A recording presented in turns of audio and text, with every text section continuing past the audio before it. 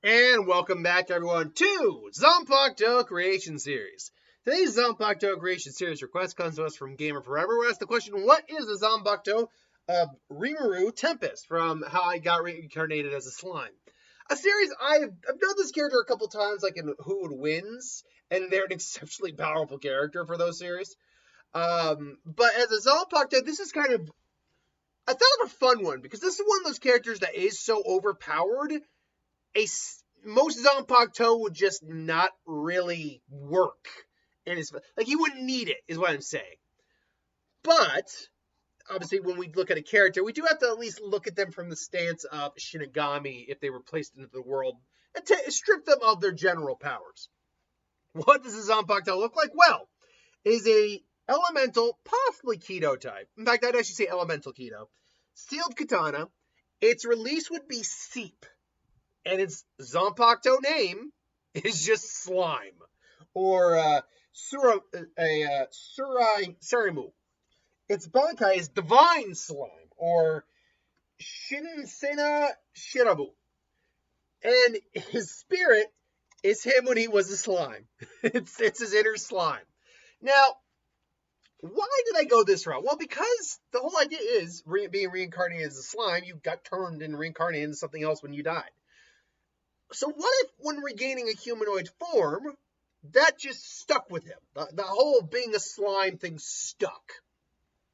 And as a Shinigami, obviously he wouldn't have his standard behind powers, but this is still permeates who he is as a person. And this is, by the way, a he, from what I understand. Despite the androgynous, almost feminine-looking design, it is a he. So what does this Zanpakuto do? Well, it produces slime. In fact, it is the most powerful slime-type Zanpakuto in the world. Now, what advantages would that give? First off, does it like take the form of, say, like Nejibana is a water-type Zanpakuto, but takes the form of a Triton? No. I would actually say probably not. It probably actually takes the form more of the sword he has or behind his back right there. It's a little hard to see, but that's not a standard. That's not a katana behind his back. That's, at least I don't think so. I think it's actually more of a like a Chinese longsword. At least I believe that's what it is. Either way, it just produces slime, but it produces it in the sheer levels of something that like a Maru or a Nejibana or a Ryujin Shaka could do. Something that produces a lot of the effect. But what does this slime do? Well, the answer is, hypothetically, anything you could think of in a D&D RPG that slime would be capable of. It can be very sticky for binding or slowing an opponent down. It can also become very slick instead, reducing friction, making it hard to keep a hold of something. If he's, say, fighting another Shinigami or a Ronka or something, someone with a weapon in hand, it might loosen their grip on their weapon and make it hard for him to hold on anything. It also could very much have healing capabilities to some degree, minorly repairing wounds, kind of like how Minazuki's stomach acid repairs and heals wounds. It also could have mildly acidic properties. Now, I'm not saying it'd be like pure acid or anything like that, but it could definitely burn and singe and sting, certainly, and maybe with long enough exposure cause some serious damage. It also is just a giant mass of liquid, so really you'd still have the advantage of a giant mass of liquid. Now, manipulating it, you're not going to have like the most fine-tuned, like a little drop of blood here, or a little drop of slime here. I'll shove it all down your throat. I would say something like that for the Bankai. But it would still be a giant mass of liquid that can constantly be brought up. And let's be honest, anything that's liquid does have mass to it and could be used like in offensive or defensive capabilities. You just got to get the right amount of velocity to it. For example, if you start spinning something in a circle repeatedly on high for enough time, you will eventually have something that can repel or even like cause friction burns or just blast someone back. So there's a lot of, and I probably even haven't gone over everything like a slime based on Zanpakuto and Shikai could do, but there you go. The Bankai would be the whole sword just turns into slime, and the amount of slime just increases to utmost degrees to the point where now, like, it has all the effects it had in the Shikai, but beyond. and amplified. For example, the acid of the slime can now dissolve most things around it and increase to the mass of the slime. I think that'd be another key ability. It's since the whole name divine. It's the healing abilities would be enough to regrow even limbs. It could make slime clones. You could make slime constructs. You can again increase the abilities of everything on there. Instead of just being sticky, it could be like glue. It could be and just like bind someone into whatever, stick people together. In terms of it could completely annihilate all friction.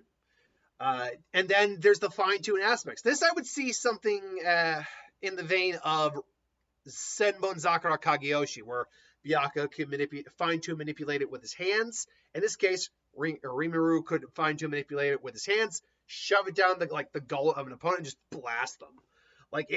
There's a lot of different things you could do here. And I could even see it maybe being able to harden.